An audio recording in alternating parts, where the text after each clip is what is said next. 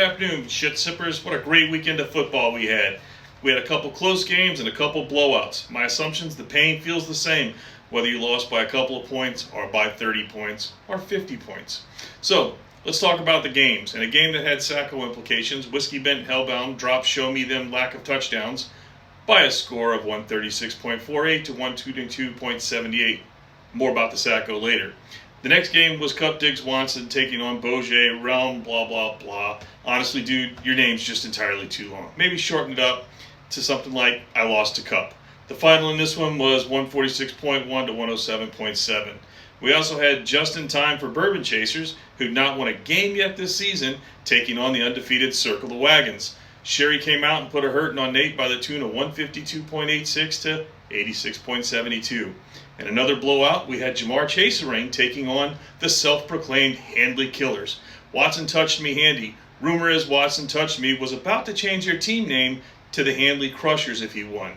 He can go ahead and keep that name since Traven put a whipping on him, winning 154.86 to 83.4. This was also our high score game and our low score game of the week. Maybe next time, Ahmed. And in the tightest game of the season, Commitment Issues beat the Bears 113.62 to 113.56. In a brief interview, I mentioned to Jordan that he took his receiver out of the lineup. And I was curious, did you do this because of a charity situation or trying to help Trevor, or was this just him being cocky and proving he could beat Trevor with less players? His answer was yes.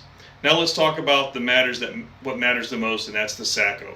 For a few weeks there, we had a tie, but Show Me Them TDs, has taken the lead in the race. Jonathan did reach out and ask if he actually gets the trophy with the testicles. Unfortunately, the answer is no. I will, however, go ahead and get an 8x10 printed out that you can include in every one of your TikTok videos when you win the Sacco.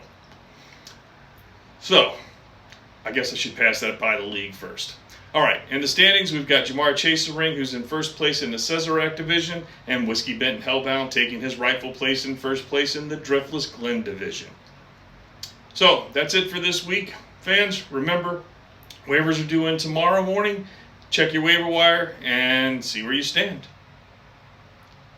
And remember this, sports fans, one man's trash is another man's treasure. It's a wonderful saying, but it's a horrible way to find out that you were adopted. See you next week.